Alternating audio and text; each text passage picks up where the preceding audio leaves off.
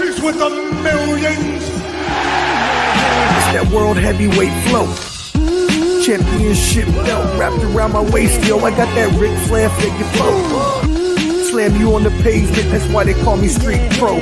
Create heat on beat flow. Like Jordan after the second time he three-peated, folks. Get ready, set, let's go. Fight toe to toe, release the flow created by this mic pro. Lights, camera, get low.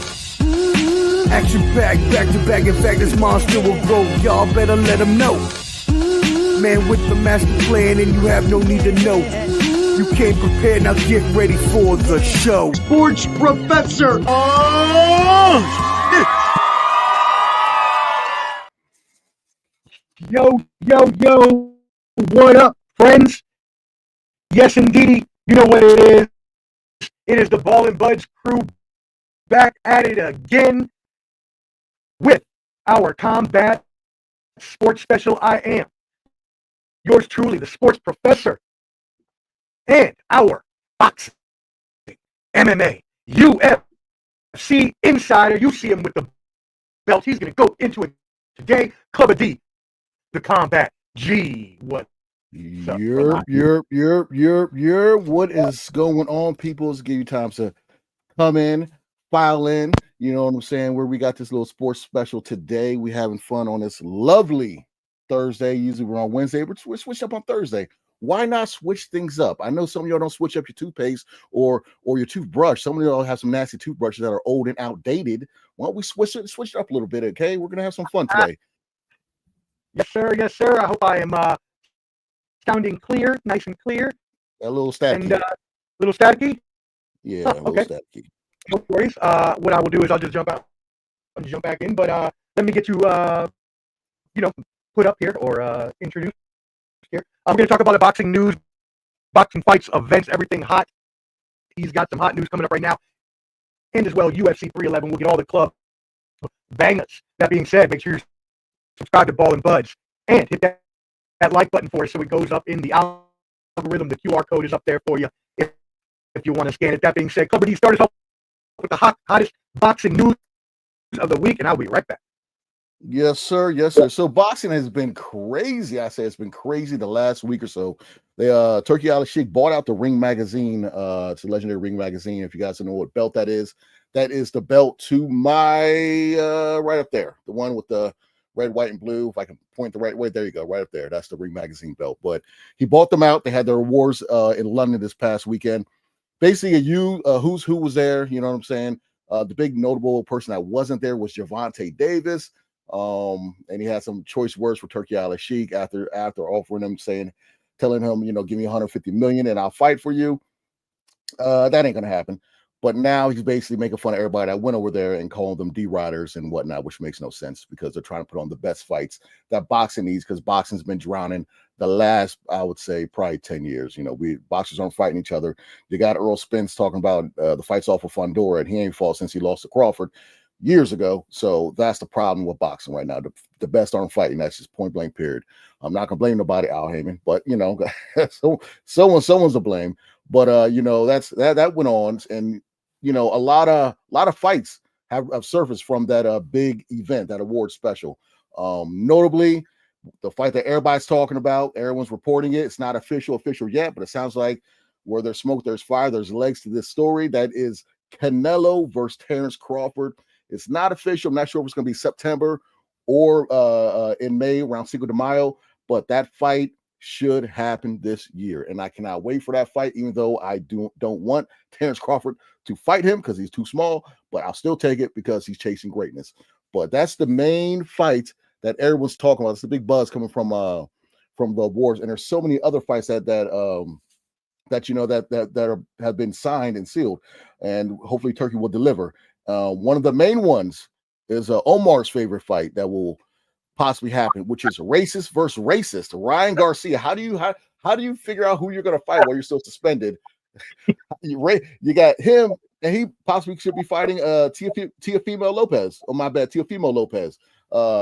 And Devin Haney possibly should be fighting Jose Ramirez, and that's going to be on the Canelo Alvarez undercard in May. So That's gonna be a crazy card. But since Turkey Sheik is taking over, we're getting these crazy cards, just like the one in February with a Better Be Even Bivol Part 2. My man Omar, you're back. What's up, brother? Yo, yo, yo, what's good? Can you hear me? Sounds better now. It's perfect.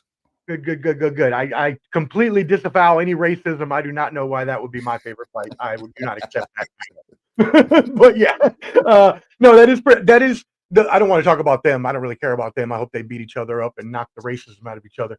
But what I do want to talk about is the Crawford Canelo fight, right? Because this is the one that everyone has been talking about now for years.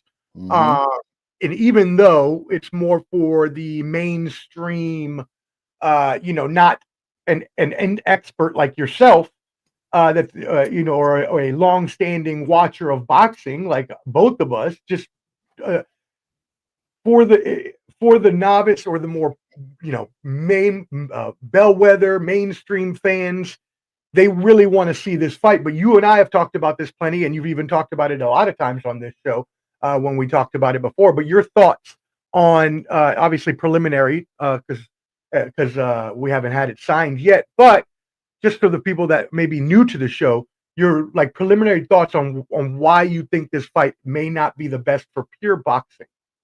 Well, I mean, I love Terence Crawford. He's my favorite fighter right now. I want him to chase greatness. It's just that there's weight divisions for a reason, and weight classes are for a reason in boxing. And for him to jump up from 147, now he did beat Majimov at 154 recently and get another belt in another division. Now we're talking from 147 to 154, now jumping all the way up to 168. That's a big jump, and when Canelo was around at 154 and he fought Amir Khan was a proven 147, okay? And he knocked Amir Khan into the shadow realm. And Amir Khan said the day of the fight he was like a cruiserweight. Other fighters have gone up, like Hell Brock when he moved up to fight Triple G, broke his orbital socket. Then his next fight back, he fought Earl Spence. I believe Earl Spence broke his orbital socket, kind of derailed his career. A lot of these fighters, when they move up, it doesn't end well. So, it's one of those things where I'm not a fan of, financially, yes, it'd be great for Bud because he'd be cashing out. Cashing out is a big sum of money, and he's he's chasing greatness. But I'm just one of those people that I don't want to see my hero go out, on the sword like that, because I just don't think it'll be, I just think Canelo's too big for him. Pause. Yeah. Wow. Yes, definitely pause on that. Reckless. Yeah. So, anyways, that's for all y'all who may be new to the show. Obviously, we've talked about this more than once, and so Clubber D has, obviously, what most people have come on to say after he originally said it was about the fact of the difference in weight, and all of that stuff is going to make this harder than most people think it's going to be, because a lot of the mainstream non-knowledge people will think that this will be a fight that Crawford could, most likely win sometimes, and that's just not true. What's up, Flo? Shout out to Bottom Line Sports. We are going live right now to the Bottom Line Sports on Facebook, so if you're watching us there, shout out. We appreciate you tuning in. Make sure you subscribe to Ball and Buds, BALLANDBUDS.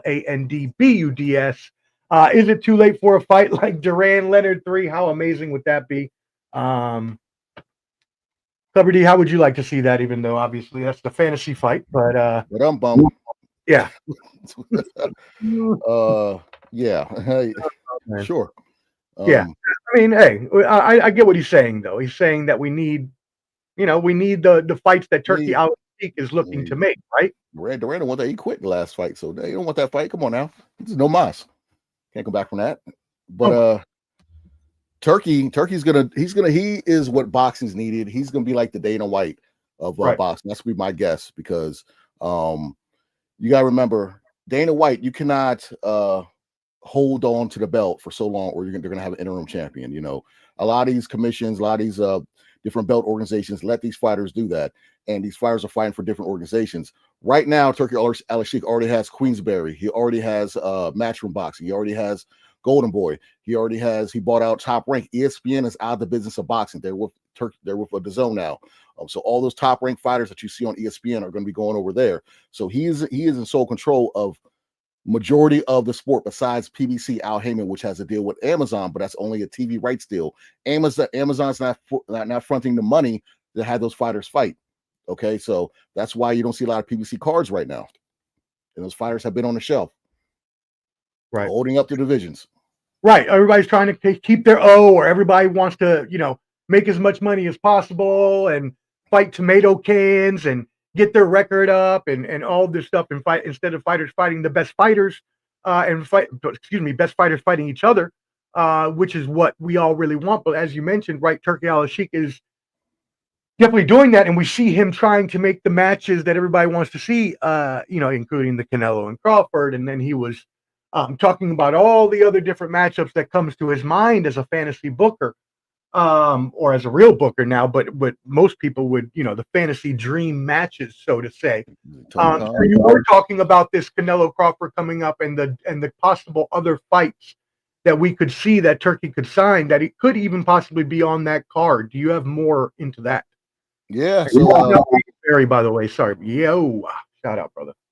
So like I said, it'd be that card would have racist versus racist, and then you have Devin Haney fighting on it also, and that would hopefully set up Haney versus Garcia part 2. But the thing is, Garcia doesn't want to do VADA testing, which pretty much all boxers do, and he's not going to do VADA testing. That fight ain't going to happen because he's talking about using USADA or other testing agencies, but VADA tests the most. There's 85 more stimulants and other supplements that they test for that the others don't. They are the top tier. They're the standard in boxing when it comes to testing.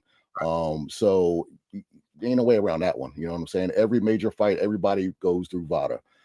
So stop cheating, and you could win a belt. But so that's besides that fight, Conor Benn and Chris Eubanks, their father's fault. That'd be another good one.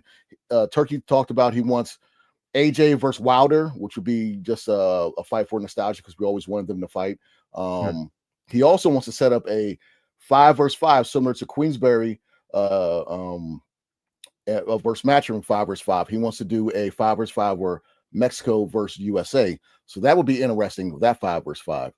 He tried to set it up before, but something happened. I don't think he had control, or he didn't have the resources of the top ranked fighters at the time. They were just working out their agreements.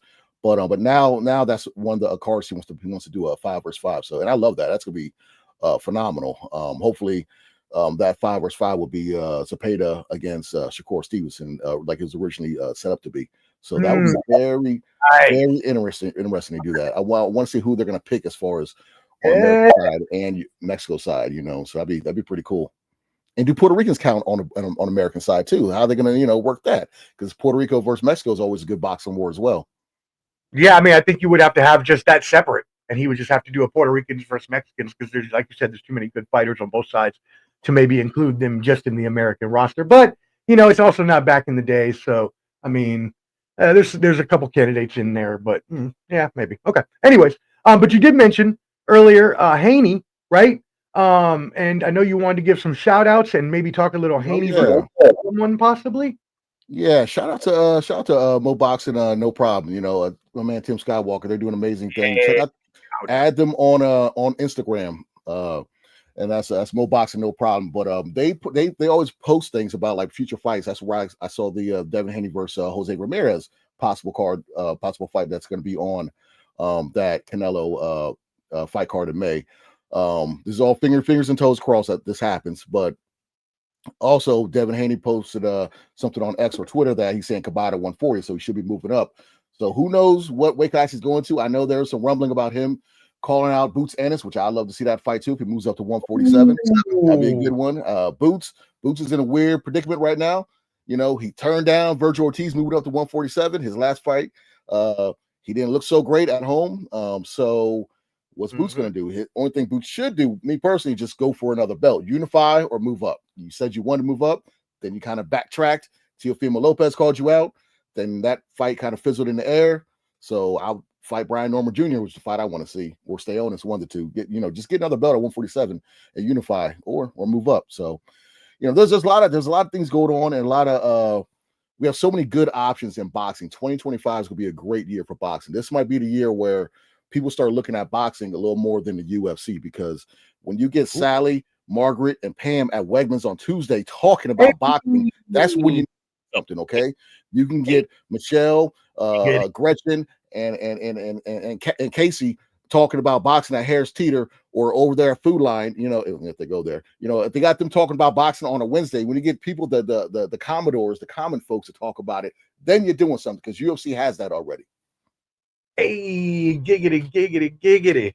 Let's get it. All of them, all the above. Is that all the above, all the above. Oh, shoot. Yeah, shout out for real, like you said. Shout out Mo Boxing, no problem. Shout out Skywalker Boxing. Shout out Country Boxing. All of them. Shout out for all the partnerships that they do with us here at Ball and Buds. They're awesome people. So like Clever D said, tap in. Also, you had some news before we get into UFC 311, the huge card this weekend, where you will get all of Clever D's club bangers in just a moment. I know you wanted to mention something about some Ariel Helwani news that he was breaking.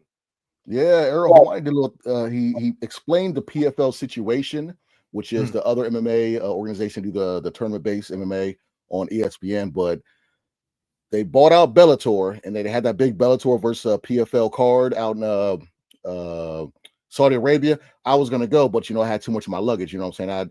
I got in trouble with a couple of Habibis over there. They're like the women. They got a little mad at me, so I didn't go over there. So I watched at a friend's house, who's he know them over there. But anyways, Bellator is done. No more Bellator.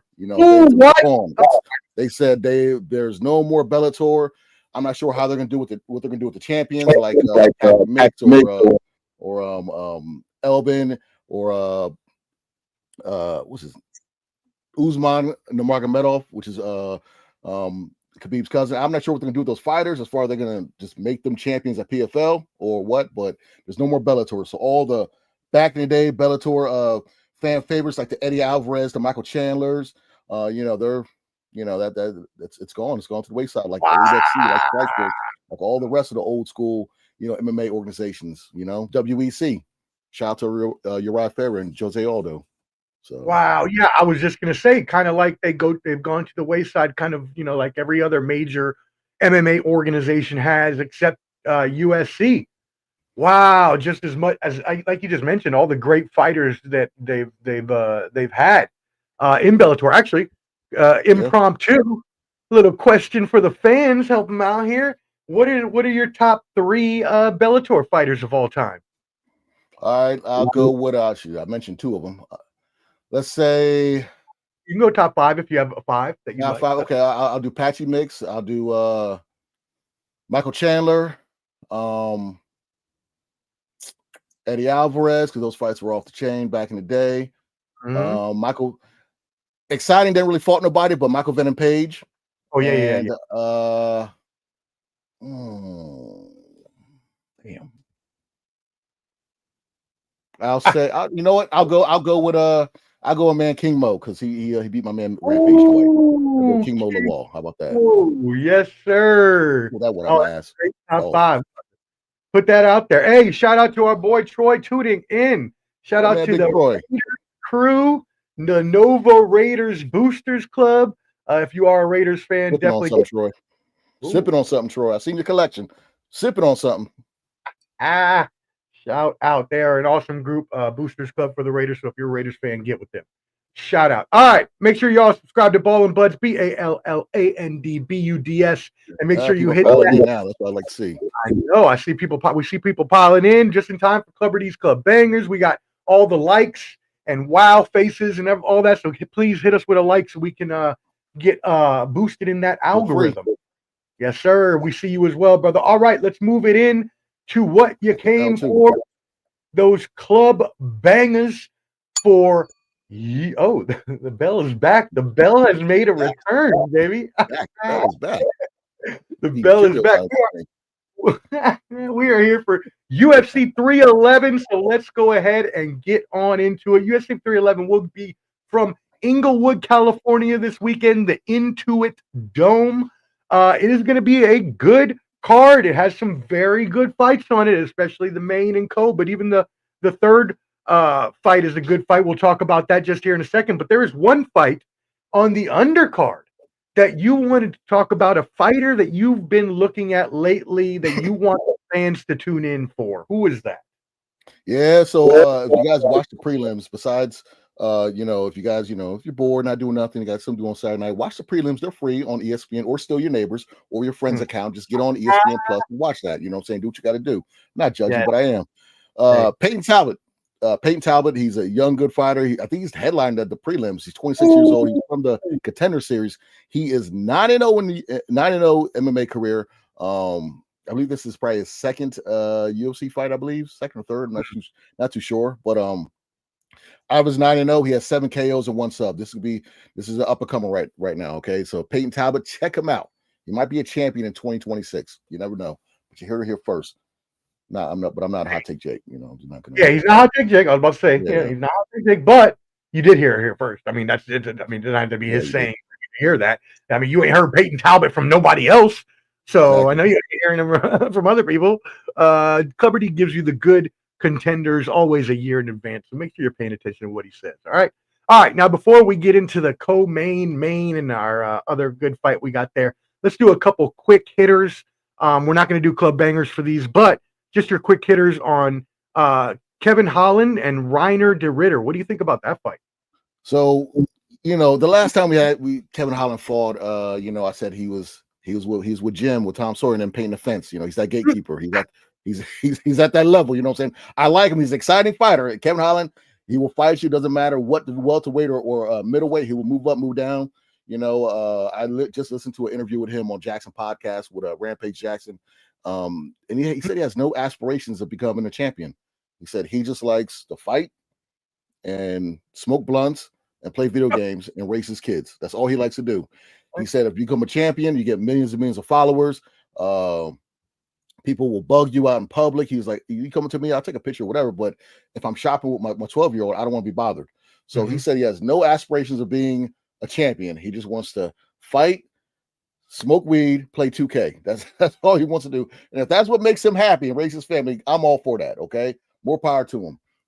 Because, couldn't smoke back in the day until Nick Diaz did the ultimate, he was the poster child of being suspended for weed, and then it didn't make it legal really until Sean O'Malley. And they explained that in the podcast.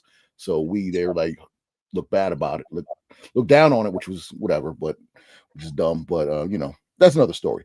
But yeah, so he's fighting. I'm just gonna say RDR. He's an ex two division champion in one. This is his second fight in the UFC. This guy's not bad. He's been a champion before. The thing about him, his losses came to the same guy, and over in one, when they fought the first time, the guy was 255. He fought the second guy. The guy was 205. So even though it was a lightweight, he fought heavyweight, and then the guy went down to 205 to beat him again. So those were his only losses. He's bounced back and had two wins since then. This guy's no slouch. But we said we're not doing a club banger for this one, right? We can. Don't matter. I got it ready. What am I looking for? I'm looking for something. Clubs bangers. Clubs bangers. I got Kevin Holland bouncing back. He's going to continue to paint that fence. He's not going to let him in, okay? I got Kevin Holland winning this second round submission. Love me some Kevin Holland. I love that pick. You know how much I like him because he's a dog, and he will just get in there and throw those dick beaters. Talk shit to you while he's doing it, which is hilarious.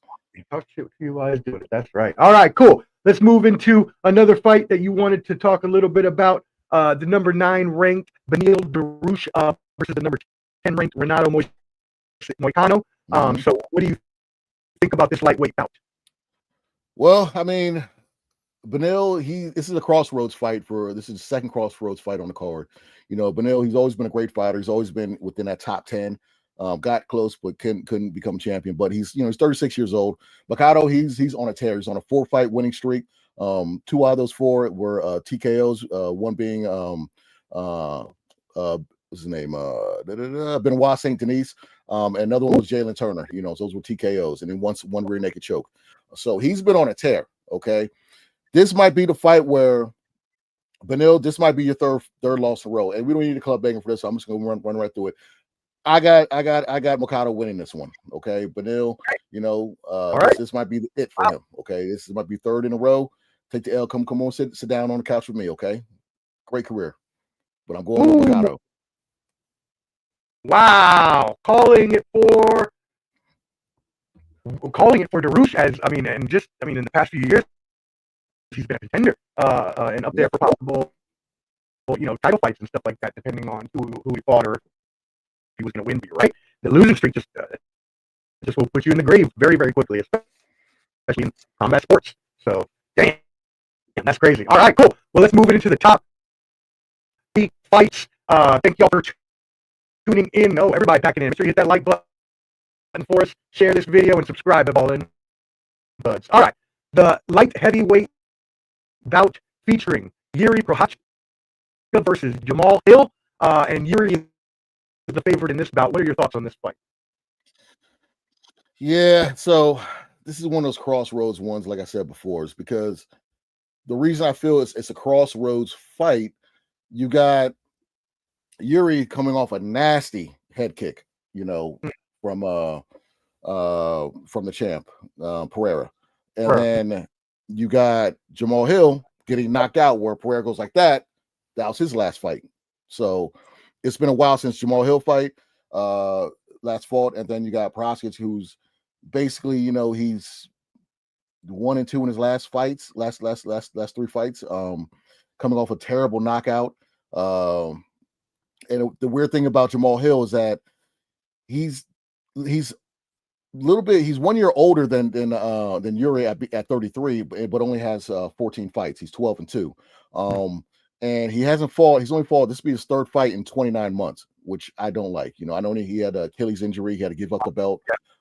So he beat Glover Teixeira, and that's what kind of sparked the whole Alex Pereira thing, because that was Alex's teammate. That's how he got the belt. But the loser of this fight is going to sit on the bench for a while. Put it like that. Yeah, I was just about to, funny that you say that, because I was just about to ask you a follow-up question, and it has to do with that. So usually a fight between number 2, number 3 ranked heavyweights would be a title eliminator, but the fact is that both these guys have just lost to the champion, as you mentioned, Pereira. So while this is not going to put them right back into title contention with a win, you would figure with at least maybe 2 or 3 wins, they could be right back in it. Is that true? Well, Pereira, I think he's going to be fighting Ankalaev, who's part of the Dagestan crew, which is a fight that I don't think, Ankalaev's a high-level wrestler, but he likes to stand up, which is dumb. But he's going to have to get through Ankalaev. I think they kind of been hiding him from him. Ankalaev, kind of like they were doing Marat versus Sean O'Malley, because that's his weakness, is wrestling. But with this fight, I think this would be. I don't think the winner would automatically get a title shot. I think the winner would just get probably have to fight the next person up, either the loser of the championship fight, or if Jan Blachowicz, if he comes off the bench, fight somebody like him, because he had a competitive fight with Alex Pereira. Besides Izzy Alessandria, he's the only one that kind of have a competitive fight against Alex Pereira. And I personally thought he won that fight, because he took him down. He was able to wrestle him. And that was on the same night of, I remember that fight, the same night of Terence Crawford versus Earl Spence, because UFC had a show in Salt Lake that day. But yeah, I mean, this fight's going to be this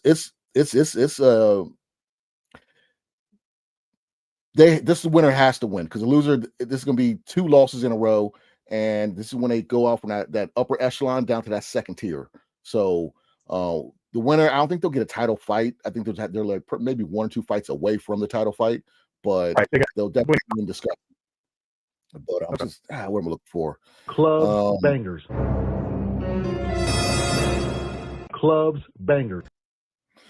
I'm going with Jamal Hill on this one. Okay, I think his boxing. Yuri, he's younger. He's had way more fights. He was a rising champion. He's an ex-UFC champion. He has serious shoulder injury. Mm-hmm. He's a little too long in the tooth. I feel Jamal's body is a little more fresher than his when it comes to MMA aspect. Pause. But I'm going with Jamal Hill on this one, and he will win by knockout. Okay, it'll be a knockout. I'm gonna say I want first round. This is a canteen style. Canteen style, first round. 7 points, 12 points. Shout out to Canteen. Wow. Yeah, I mean, I agree. If you blink, you might miss the knockout here. Yeah. Prochazka has only gone the distance twice in his 36 pro fights, so he definitely doesn't go the distance. And you know, Jamal Hill just likes to go and try to knock people out. So I agree. That's going to be crazy. So there you go. You heard it here first. No, I don't want to say that. We're going to stop saying that.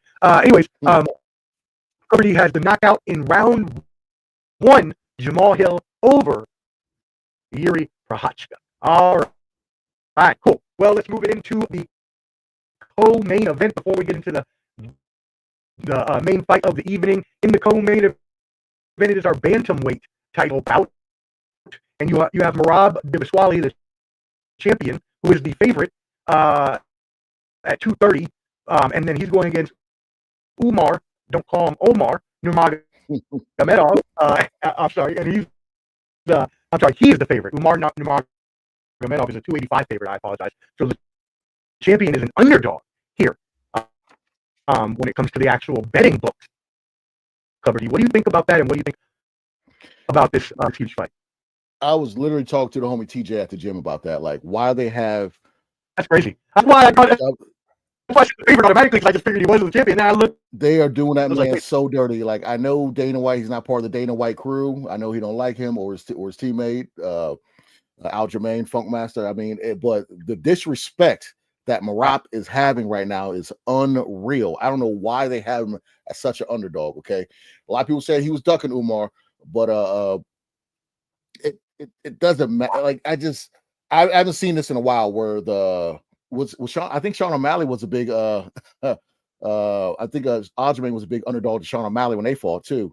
So, you know, just the disrespect is wild for this, and I personally think it's going to blow up in their face because Umar is a great fighter. He's a good young fighter. You know, he's not super young. He's young enough, but he's never fought somebody like Merab.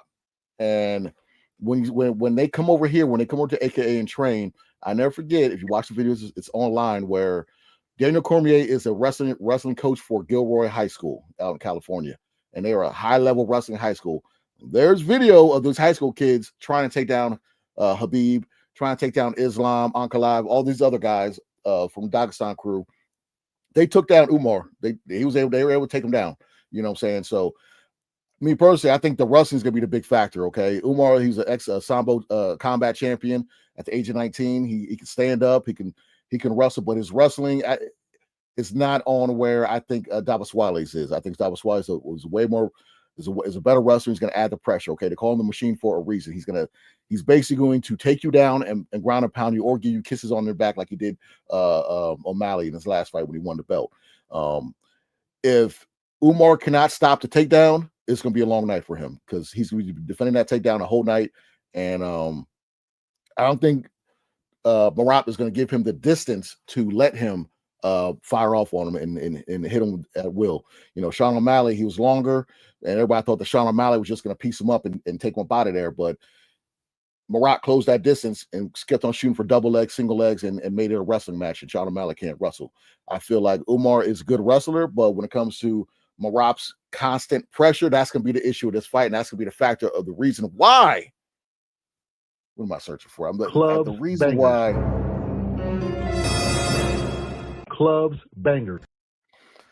It's going to be a fifth round. Merab, the machine, Dvalishvili win. He's going to win. I'm sorry, not the fifth round. It's going to decision, majority decision, unanimous decision. Merab all the way. I'm going with him. He's going to put a 1 on his record in the loss column. It'll be his first loss. Let's go. Merab will retain. You're muted, sir. Let's chop. First, I wanted to make sure that my mic is plugged in, so I sound better now, right? Because I unplugged and plugged it back in. Okay, cool. Want to make sure. But yeah, no, I mean, as you mentioned, that's crazy. We get it. Nurmagomedov is a great upcoming, like not even a prospect anymore, but a great fighter at this point. And that's why he is so highly respected. But you're right, the disrespect just for a champion, it just made me feel. I got two things that you're gonna pop at. The first one is this.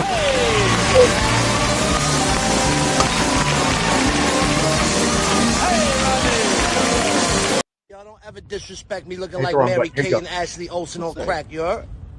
Y'all don't ever Oh, disrespect me Nims. looking like Grimace from McDonald's, you heard? Hit the wrong button the first time, but yeah, I got that for you. I knew that would make you pop. I love it. Oh man, Don't never never disrespect me.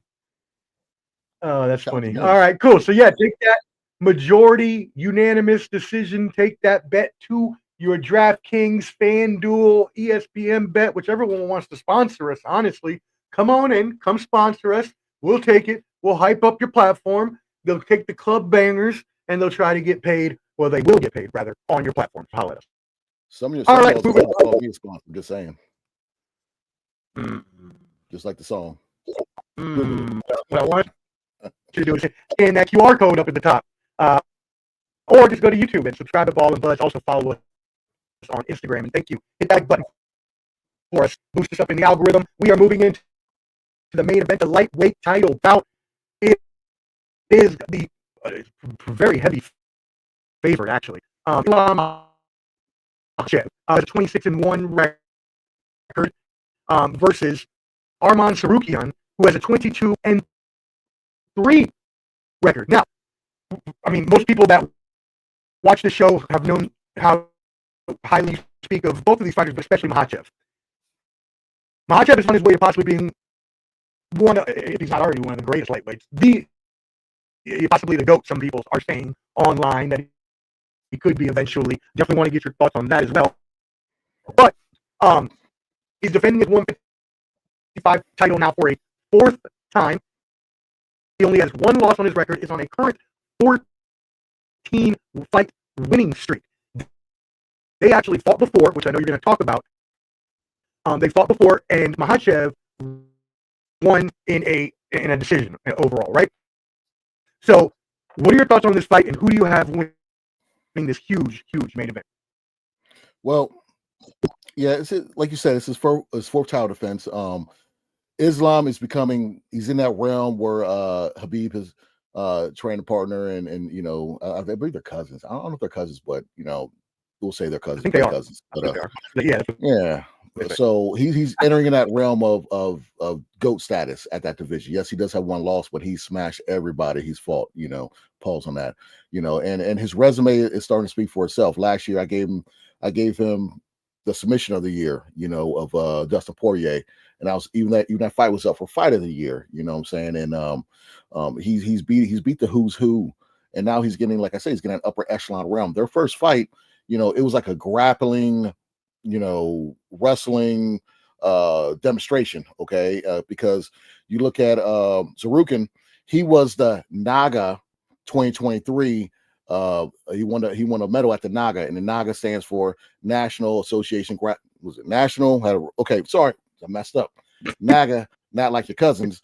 North American Grappling Association at the title. He won his weight division in 2023. So this man, he's Armenian. He can wrestle also. So their first fight was a lot of wrestling, and this is when I think they credited Islam for the first time him being taken down. It didn't look like he got taken down, but the way they scrambled, they called it a takedown, and so that was big for Zarukin. But this was before Islam worked on his stand-up. His stand-up was trash back then.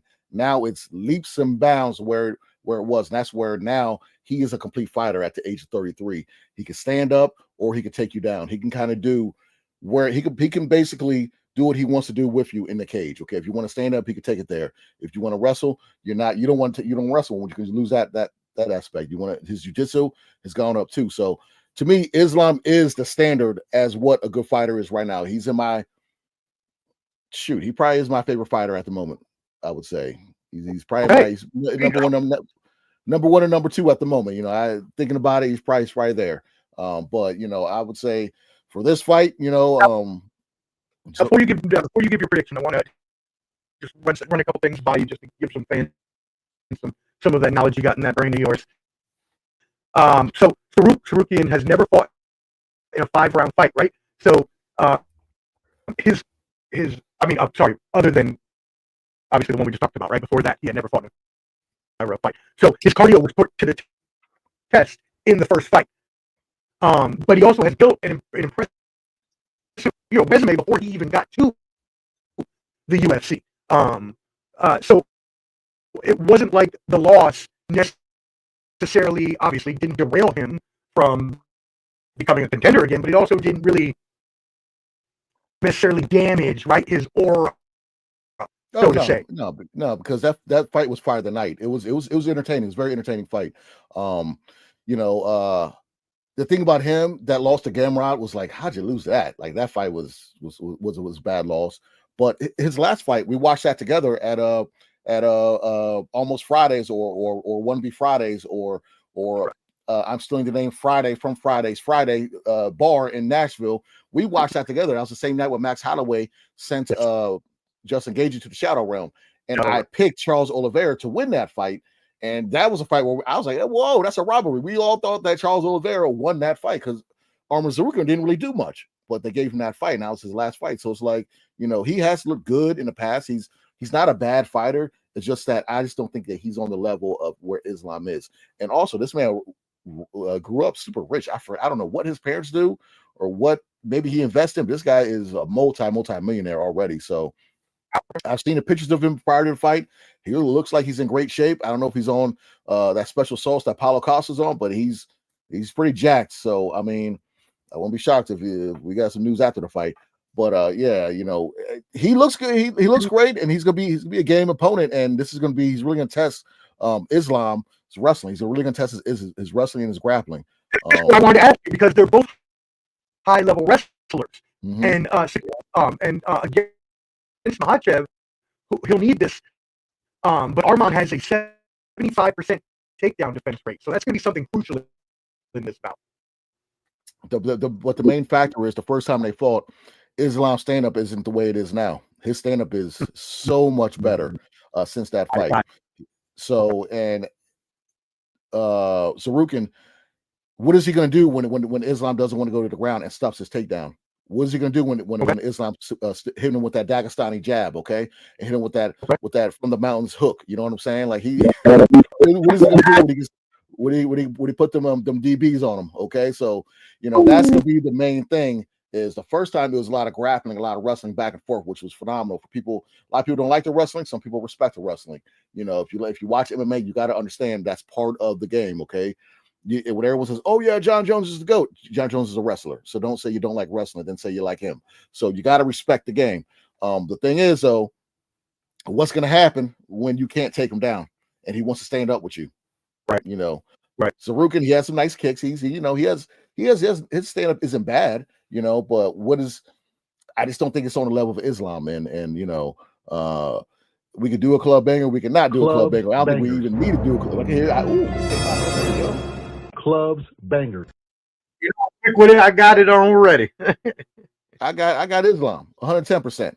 I got Islam. He's about to. I'm gonna let you pick the round, Omar. I got Islam winning. It's not gonna go to decision, but you pick the round. I'm gonna see what round you think, and I'm gonna see what round I think. We'll loser has to take a shot. I'm gonna give Islam round 4. Round 4 TKO. Maybe TKO. Okay. I'm gonna go Islam round. I got to go in round 3. Okay. You got to put it here. Our little wager. Okay. Now, if it goes past round, you said round 4, right? Round 4, yeah. If it goes past round 4, we both have to take one. If it goes before round 3, we both got to take one. If it goes round 3, you got to take one. If it goes round 4, I got to take one. Okay. Now you do mean let's just clear for the audience. You mean take a shot, right? Yeah. No Diddy. Just want to make sure. No Diddy. Yeah. We'll figure out what it'll be behind the scenes, but you know. All right. So round 4, and do you have round 3 for you? Do you have that as a TKO or as a? I got to be in TKO. I got TKO. There you go. Hey, y'all heard it from the horse's mouth. Club D, the Combat G gives you a round 3 TKO for Islam. It does a win's a win though for our little wager. A win's a win for our wager. A win's a win. If it's a TKO, if it's a submission, you know. Yeah. But for betting purposes, you know, sometimes you get higher odds for actually choosing the way. Hey, if all y'all out there, if he wins, if Islam wins, and it's not the fashion that I say, I don't want to hear it. Okay, do a side bet and just have him winning, just straight up. All right, I don't want to hear this. Oh, you say he's going to win in the second round with that? I don't care. All right, he's going to win. He's going to win either way. So don't come back to me like some of y'all have done on the side. Hey man, I bet it around and you said he was going to win it. What do I do? I have the sports almanac. Is my name Biff? Did I go back in time? All right, okay. I'll give you my prediction right now. What I think is going to happen. Just say they're going to win. All right. If you're too scared, do a side bet. Do a part. Whatever it is. Hedge your bets.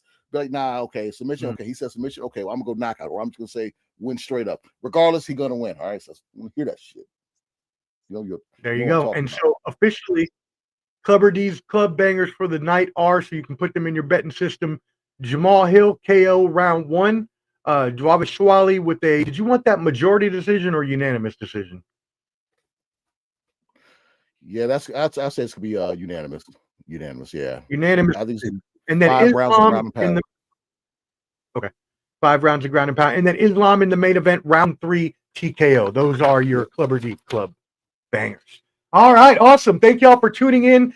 You see down there in the comment, it says subscribe at YouTube and follow us on Instagram at ballandbuds, BALLANDBUDS. There's also the QR code handy up there. You can scan that to do all those things I just said. And find Clubber D's TikTok. We'll see if it'll be around after this week. May or may not be. But if you watch my show on Monday, you were heard there our inside buyer, Kevin O'Leary from Shark Tank, is looking to buy it. So that may still happen. So you may be TikTok. They don't want to sell, but honestly, I just don't see what they can do because they're going to have their hand forced. I mean, if not, they're just going to be banned, here in the U.S. So whatever. But anyways, TikTok. We'll just say that to get us in the out. Porn is banned here in Virginia. You're not allowed to be on porn sites in Virginia. So Yeah, I mean, I heard in the grapevine that there is some age verification or something. You have to maybe sign in, or I wouldn't know. But. Yeah, I wouldn't know because some of the videos of some of y'all's mamas got taken down. So man, I can't really. There was no reason for us to go back when your mom's not up there. Boom. Exactly. You know what I'm saying? Like, shoot. Y'all wanted me to reenact how y'all was born. I did. So it's what can't watch now on the hub because it's they want you to register. So sorry. Clubber D hits your mom with that Ric Flair. You and I are living right. Jet fly. Stealing. Wheeler dealer. Son of a gun. Woo, woo, woo, woo. After Night of Water's Edge, that's where I took her. But anyway, that's another story. Space Mountain, baby. All right. Anyways, thank you all for tuning in. We hope you all are having a good time. Again, we are Ball and Buzz, Clubber D, the Combat G, and the Sports Professor with the Combat Sports Special. We appreciate y'all tuning in. Please make sure you hit that like button, boost us in that algorithm. Let's get to the fan mail bag. Yes, we've got some questions. Yeah, we got some questions that we got in today. So, first of all, this comes from username Big Reserves from Qatar. Shout out. Thank you for watching in Qatar. He says Turkey Al-Sheikh has bought Ring Magazine and DAZN. What are your thoughts on how this will affect boxing? Well, yeah, he bought the boxing portion of DAZN, and DAZN was failing towards the end. Like people were like, oh, once they started doing pay-per-views, people kind of started going against DAZN because their whole thing when they gave Canelo that big contract is that no more pay-per-views, all the fights were free, just a subscription. But now, since Turkey Al-Sheikh has kind of revamped that, DAZN boxing channel is going to be so much better because they have, like I mentioned earlier, Top Rank, Queensberry, Matchroom, Golden Boy promotions, all those promotions all under one roof. We're going to get the fights we want to see. So, and with him buying the Ring Magazine, revamping that's going to bring balance to boxing, kind of like how Anakin Skywalker was supposed to be balanced to the Force, but he didn't, and turned into Darth Vader. Some of y'all know what I'm talking about. Some of y'all who don't, shut the hell up. You ain't a nerd if you like Star Wars. Star Wars is awesome. Shut up. Mm-hmm. All right. Okay. Some of y'all, I see how some of y'all look. And you look like extras in Star Wars movies. So y'all just saying, I've seen how some of y'all people look out there talking shit. Some of your mamas look like Jar Jar Binks. Like Mandalorian, goddammit. Mandalorian. All right. Next mailbag question, which is funny because this username is hilarious, seeing how I just played the Ric Flair. But this comes from Nature Boy Rogers, which is hilarious. Yeah, Buddy Rogers. London, United Kingdom. They say Tyson Fury has now retired for a fourth time. Clubber D, do you actually believe this will be the time? I think Tyson Fury is just I know he suffers through a lot of mental issues and losing back-to-back times to Usyk and not getting that dream of becoming undisputed champion. This is messing with him, I think.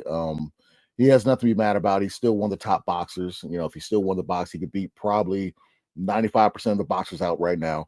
I don't know. It's hard to say because right now, if he fights Anthony Joshua, they could put at least 90 to 100,000 in Wembley right now.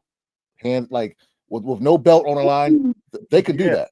You know, Joshua and Du Bois put like 90,000 in Wembley when they fought. You know what I'm saying? Even though it's for a belt, but people don't know who Daniel Du Bois is out there. They just know Joshua is.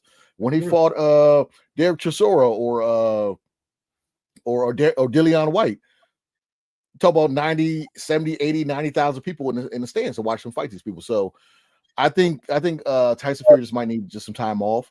But if he gets offered a good fight, I think he'll come out of retirement. I don't believe it. I don't believe it. I don't. Hell no. Man, No. whatever. He's just that guy. Boxers do this all the time, and he has already done this 3 times before and come back. And it's never even like it's a long time that we actually think it's going to last. It's usually like 3 months later, like you said, once a big fight gets offered to him. It's like his play that he does to get more money and more fights. And it's like, okay, dude, get it. And yeah, now Usyk done knocked your head off twice. So now you maybe need to pull this move more than you needed to pull it previously in the past. But what is that? What is that old story? The boy that cried wolf or whatever? And it's just like, okay, we don't believe you anymore. We talked about a good. You got how many wrestlers have retired and came back? You know what I mean? MVP just recently came back and wrestled. You got Ric Flair wrestled a gazillion times and then finally retired. Mick Foley went to TNA and wrestled a whole bunch of times, came back. Hulk Hogan came back at a rally. I mean, my bad. Stupid. Sting. I think Sting's staying retired, but you know, a lot of people. Money changes a lot of stuff. Okay, I think if the money's on the right money on the line, you know, and it's a legacy fight, I can see him coming back for that. I mean, like I said, he's still better than about 95% of the heavyweights. There's only maybe like 3 or 4 that could probably beat him right now. So it's just, you know, take some time off. You lost to Usyk. Usyk is a phenomenon. It's probably something we won't see for a little while. Usyk is up there as one of the best heavyweights of all time, you know, probably the best cruiserweight of all time, who prior to that was Evander Holyfield, but he's came undisputed at heavyweight, and you know, Usyk is that guy. And if he wants to get rid of the belts, you know, if Usyk wants to get rid of the belts, what will stop Tyson Fury to fight for one of those belts, you know? Yep. And here comes your brother coming in. Shout out to clubs. The only reason why I think Fury might stay retired is due to his age. What do you have to say about that? He's 37. Usyk is 38, you know, so he can still go. Heavyweights are a little different. Heavyweights can still, you know, they can go at a later age because it's not as a high intense as you know, the lighter weights. You know, you're not gonna see Mayweather fighting at even though Mayweather fought in his late 30s, you're not gonna see him fighting at like 41, something like that. You're not gonna see like a George Foreman type deal where he's fighting in his 40s and winning, you know. So I think heavyweights kind of have that that factor to them. A lot of the smaller weights, they can't do that, you know. So yeah, I mean, at age 37, I think he's 37. 37, he can still win. Wilder, they're all the top heavyweights are in that age bracket. Even AJ's like 35 or 36 now, you know. So you know, there's not that younger group that's going to be taking over everything. Zhang is 40 years old, the one that knocked out Wilder, you know what I mean? And Big Bang Zhang, and he said the dude he's gonna fight now. He said he's gonna bang him. I was like, oh my god, wow. The pause, and this guy is killing me. But I was watching it inside the NBA, and Charles Barkley was talking about Joker, and he was like, and man, when you got some dude just, I was like, yo, and Shaq just starts cracking up. I was dying so hard. Or we say he's juggling to the 2 balls, and it's like, come on, man, hey, yo, yeah, do that. All right, last mailbag question from the fans before you get my sports professor mailbag question. Clay Guida retired today. Yeah. This comes from, sorry, my bad, I forgot to give the username. Shout out to Chuck Norris's Knuckles from Chicago, Illinois. Thank you for tuning in. He says Clay Guida retired today. What are your thoughts on Clay Guida's career? He is the, let's say, poor man's Jim Miller who's still fighting. Clay Guida is just one of those guys that's been around forever. You know, since the WEC days before UFC bulked him out. That's where the smaller guys, the flyweights, the bantamweights, that's where Uriah Faber, Dominic Cruz, who's just retired, he's having his last fight pretty soon. Jose Aldo, Chad Mendez, all those guys came from the WEC. And those were anything under 145. I think they had 155, but anything under that, that was where they came, where they fought. Then UFC absorbed them and started having those lighter weight fights. That's why we had the Peter Yans, the Sean O'Malley's, you know, the Aljamain Sterling's, the Alexander Volkovs, you know, the Volkanovski's. Where the hell his name is? I'm messing me up now. Thinking of wrestlers. But anyways, Clay Guida, he's that guy that, you know, in boxing terms, I would say he is a rest in peace, Arturo Gotti-ish, Mickey Ward type, Rocky Juarez, the guys that were there, but they were never able to get gold, like major champions. Like they were good fighters, they're always game. They fought the who's who, but they just never got the belt or never became that guy, more of a fan favorite, you know. Like Clay Guida would come out, he would all energy.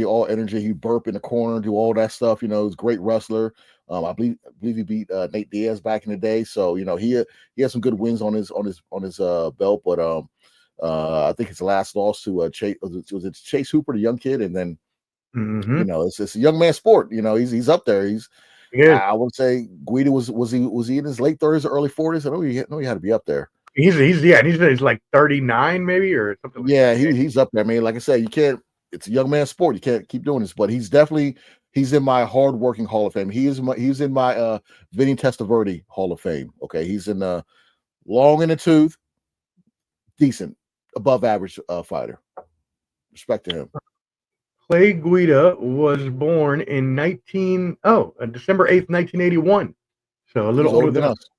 A little bit older than us. He's 43. About to be 44. Wow. Okay. That makes sense. Yeah, so go sit down on the couch. You'll be all right. Yeah. You got it. Like you said, you had a long, distinguished career. By the way, his full name is Clayton Charles Guida. I want you to know that. Oh, CCG. Okay. Wikipedia page. All right, shout out everybody. Thank you for tuning in. Let's get to my mailbag question, and this is the one from earlier. But I know we kind of glossed over it for a second, and we didn't actually get an answer from you on. Do you think that if Islam wins this fight, and maybe he might need him, I don't know. You tell me how many fights he might need. When could Islam Makhachev become the GOAT at lightweight?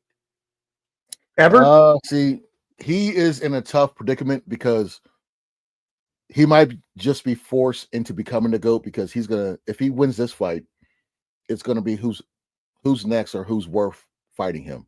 He wants to become a double champion. He wants to be the 170 champion. Okay. The issue is that Bilal Muhammad, who he trains with, is at 170. He can't move up. He's not going to fight him. So, Islam might be stuck with just knocking out 155ers. You know, if he wins, like I said, if he wins this fight, this is his fourth title defense. I'm not sure how many Habib had, but you know, Habib took out the who's who. Islam. You know, if who's going to beat Oliveira again? Is going to be if Chandler ever gets a shot? You know, like so lesser competition than Khabib had? You would say? I say lesser. It's close to the same. You know, but Khabib just he took out. I mean, when Khabib was in, the biggest fight marquee for me was the Conor, just for the build up. You know, and the way he beat the crap out of Conor. And then if you guys ever watch that clip again of the brawl, Islam's the one who runs in it and hits Conor upside his head. I think he'll take over. I definitely think he'll take over because I forgot who Bilal Muhammad is fighting, but the guy he's fighting could beat him. And then I can see Islam moving up. And side note, you just made me think of this. Ilia Topuria put up a Twitter post at Bilal Muhammad. He's saying, you have no kids, you have no knockouts, you have no takedowns. So not only can he said, I forgot the verse, but he's basically saying no knockouts, no takedowns, no kids. So you can't get over on men and women base. Something of that nature, but he's basically calling him a punk. Yeah, I should have copied that tweet that Ilia Topuria did, but he's talking mad spicy. A fight that I would like to see is Topuria if he moves up. Islam doesn't want to do that because he doesn't want to be known as the guy who's fighting the smaller guys, because Volkanovski, what's his name? The 145 champ, Alexander from Australia. Who was the 145 GOAT? Volkanovski? That could be right. Volkanovski. Yeah, you got it. You got it. Yeah. So he doesn't be known as fighting the smaller guys because Volkanovski moved up twice to fight him at 155, and while he was champion. So I don't know if he wants to entertain Ilia Topuria moving up from 145, but that'd be a hell of a fight. That'd be, I pay. Well, I always pay, but I would pay to see that fight. You know what I'm saying? I might go to that fight. Ball and Buzz haven't sent me out in a while. I don't know what's going on with our budget, but back when we were doing this thing audio before we got on video, I was going to all the fights in Vegas, Abu Dhabi. I ain't taking no pictures because it was during COVID, but I was at those fights, and I remember I went to London for a fight too, and I had met in the Bear, and it was pretty cool. And Danger Mouse, he was out there too. Shout out. Paddington Bear. He Shout out came to all of our fans out in Belgium. Shout out to fans in Belgium.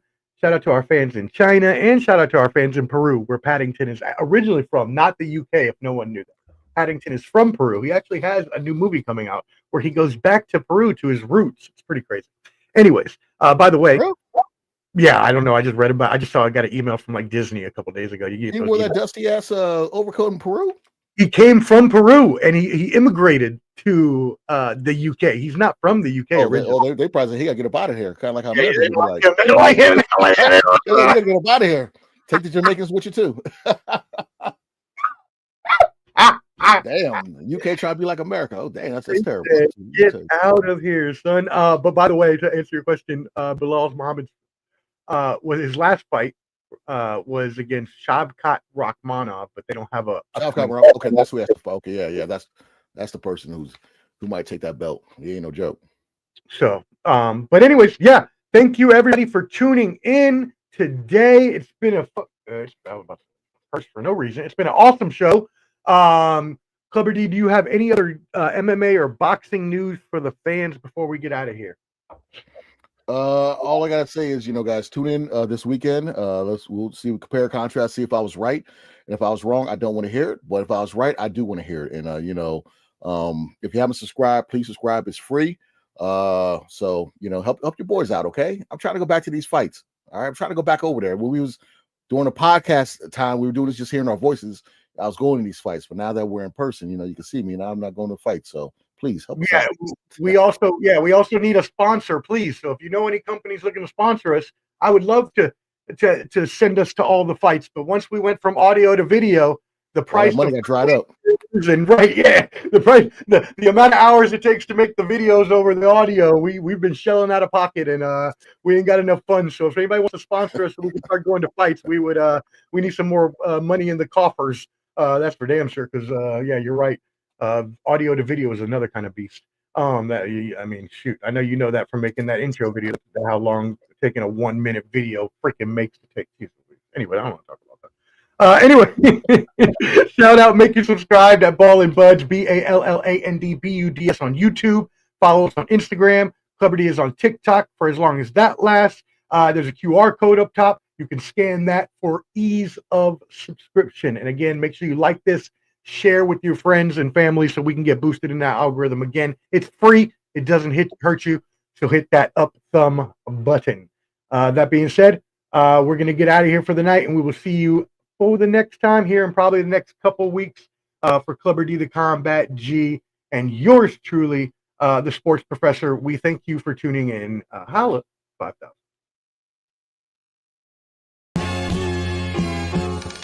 with the millions. It's that world heavyweight flow. Championship belt wrapped around my waist, yo. I got that Ric Flair figure flow. Slam you on the pavement, that's why they call me Street Pro. Create heat on beat flow. Like Jordan after the second time he three-peated, folks. Get ready, set, let's go. Fight toe to toe, release the flow created by this mic pro. Lights, camera, get low. Action back to back. In fact, this monster will go. Y'all better let him know. Man with the master plan, and you have no need to know. Hard like winter cold. Bust these fools, anything less than killing whack rappers is a crime. I stay trying to get mine. Stacking value, packing venues, winning over time. Ain't no fine timeline. Open your eyes, you're looking for the best, and this is what you find. Game is only for the bold. You came prepared, now get ready for the show. Introducing from parts unknown, your UFC and combat sports insider, Clever D, the Combat G, and the Sports Professor.